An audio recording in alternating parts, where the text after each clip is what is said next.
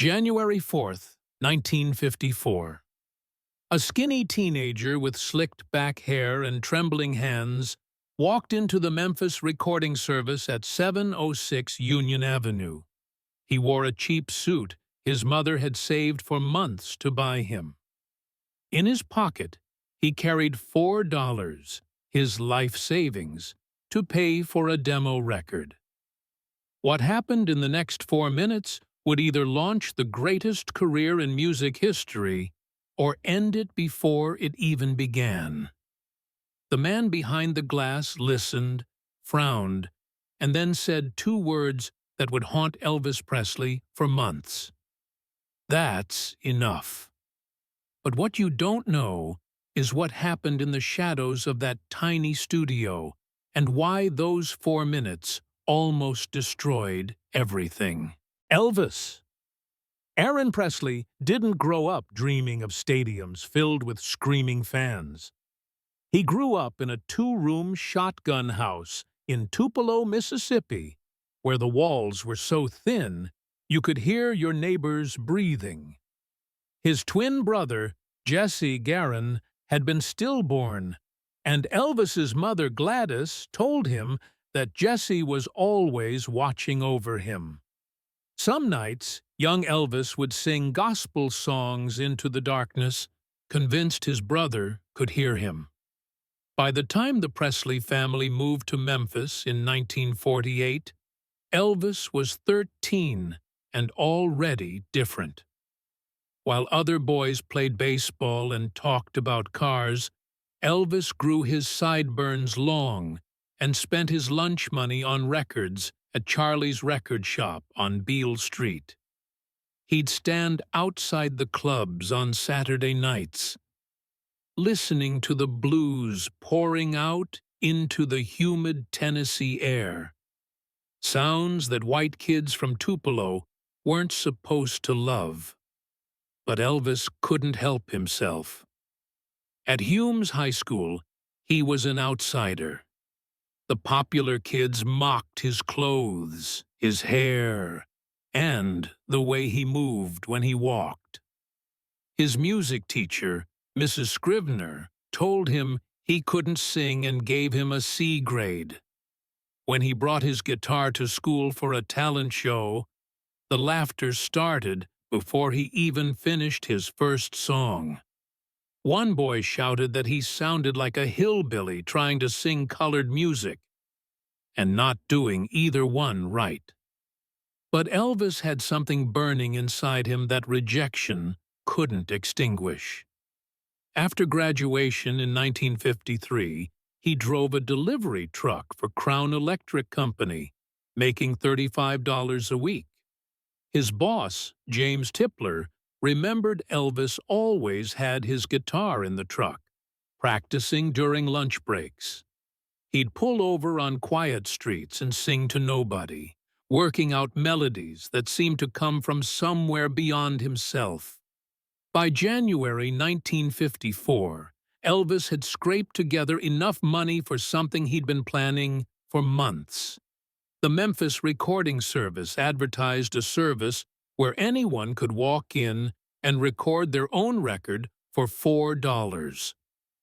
The studio was run by a woman named Marion Keisker, who worked for a mysterious man named Sam Phillips, a producer who'd recorded blues legends like Howlin' Wolf and B.B. King.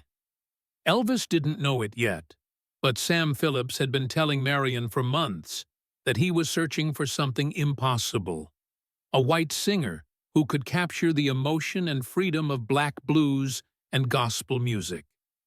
Phillips believed that if he could find that singer, he could make $1 billion. The problem was, he didn't think such a person existed.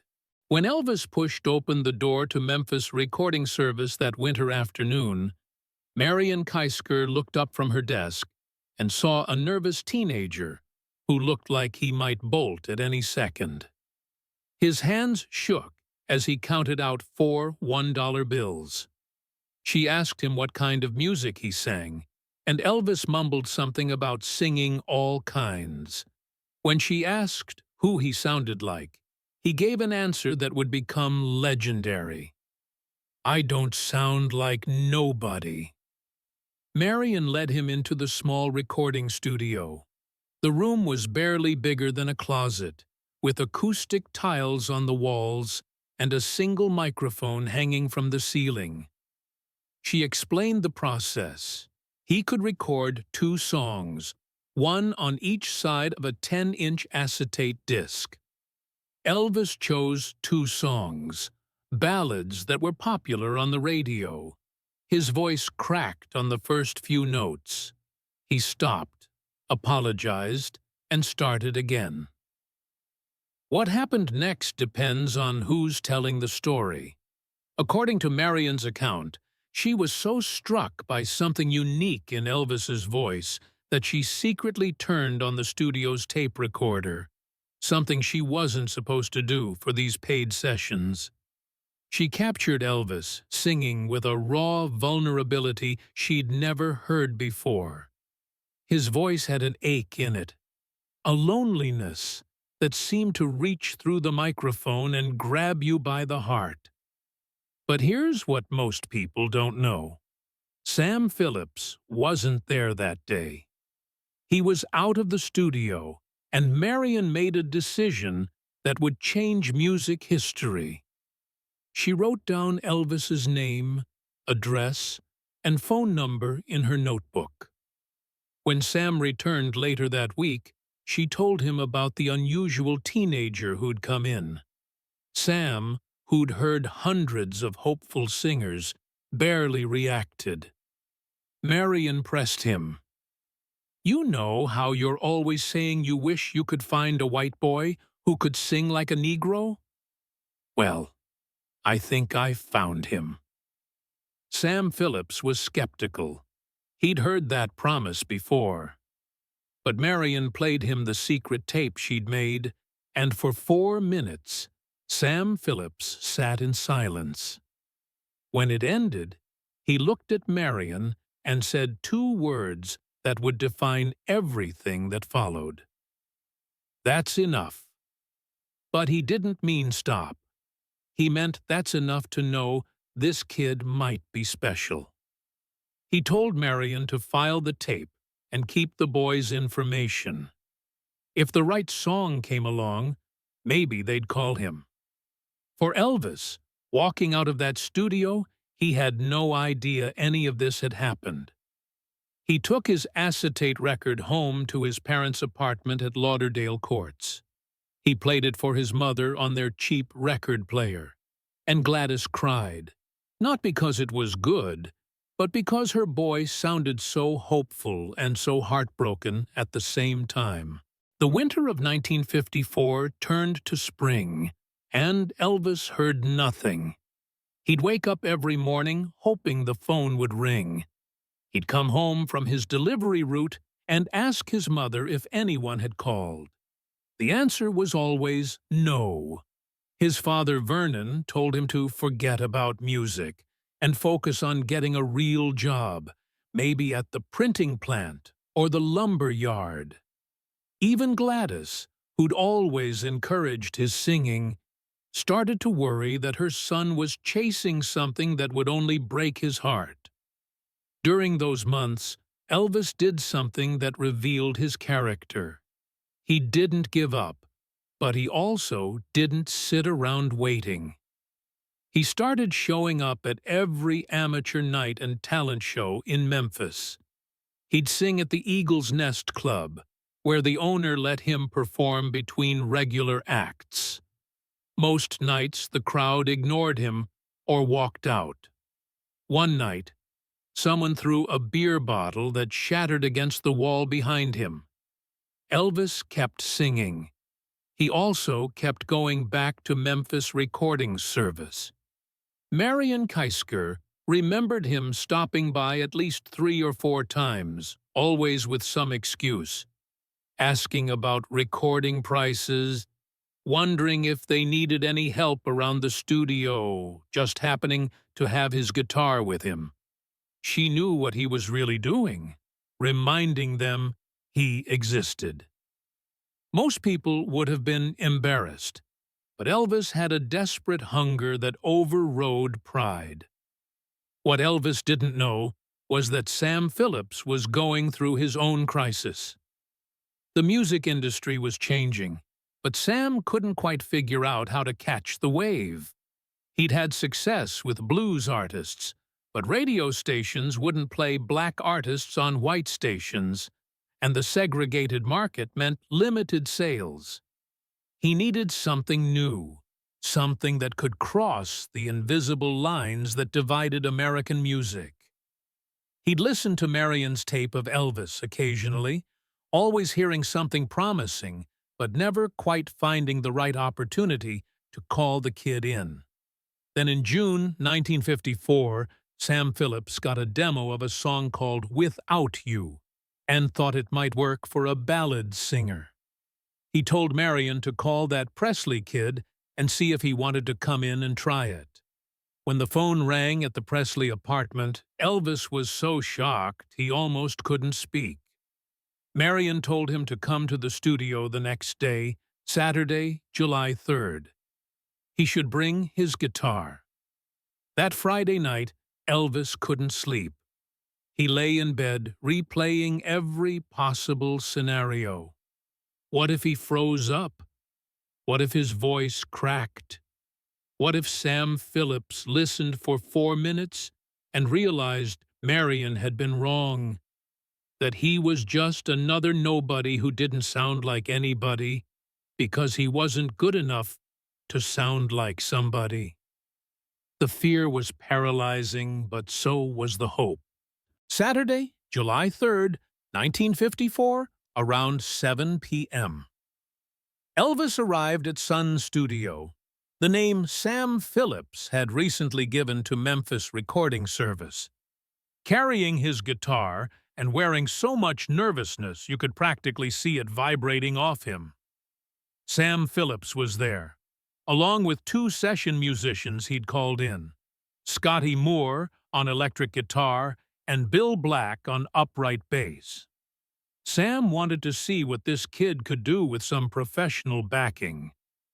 They started with the song Sam had in mind, but it wasn't working. Elvis sang it straight, the way it was written, and it sounded like every other ballad on the radio, pleasant, forgettable, ordinary. Sam stopped the tape. He tried to coach Elvis, suggesting different approaches, but everything felt forced. After 2 hours of failed takes, Scotty and Bill were ready to pack it in. This was clearly a waste of time. The kid had an interesting voice, but he didn't know what to do with it. Sam Phillips called for a break. The 3 musicians sat around, dejected and tired. Elvis picked up his guitar and started fooling around, singing an old blues song called That's All Right, originally recorded by Arthur Crudup. But Elvis wasn't singing it like Crudup. He was doing something completely different, speeding it up, adding a hiccup to his voice, letting his legs shake with the rhythm. It was wild, uncontrolled, and utterly alive. Scotty Moore jumped in with a driving guitar riff. Bill Black started slapping his bass, literally hitting the strings so hard the sound bounced off the walls. Sam Phillips ran to the control room and shouted through the glass, "What are you doing?" Elvis stopped, thinking he'd done something wrong. Sam yelled back, "Don't stop! Do that again, exactly like that!" They recorded That's All Right in just a few takes, capturing lightning in a bottle, a sound that had never existed before, a fusion of blues, country, gospel, and something entirely new that wouldn't have a name until later, rock and roll. Sam Phillips immediately cut an acetate and took it to Dewey Phillips, no relation, who had the most popular radio show in Memphis, Red, Hot and Blue, on WHBQ. Dewey played That's All Right that very night. July 4th weekend, the phone lines exploded. Listeners couldn't figure out if Elvis was black or white. The station played the song 14 times in a row because the requests wouldn't stop. Elvis, who had been too nervous to listen, was at a movie theater. His parents had to go find him and tell him that Memphis was going crazy for his song. Within weeks, That's All Right was a regional hit. Within months, Elvis was performing at the Grand Ole Opry in Nashville, where the conservative country music establishment told him to go back to driving trucks. But he didn't. Within a year, he'd signed with RCA Records. Within 2 years, he was the biggest star in America. And it all came back to those 4 minutes in January, when Marion Keisker heard something nobody else could hear. And 6 months later, those few minutes in July when Elvis stopped trying to sound like somebody else and finally sounded like himself. The 4-minute audition that almost ended before it began became the foundation of a revolution. Elvis Presley didn't just change music, he changed culture, breaking down barriers and creating a sound that still echoes today. But it started with rejection, silence, and a kid who refused to give up. What moment in Elvis's career inspires you most? Drop a comment below and let's celebrate the King's incredible journey. Don't forget to share this story with every Elvis fan you know. They need to hear the truth about how close we came to losing the greatest voice in rock and roll history.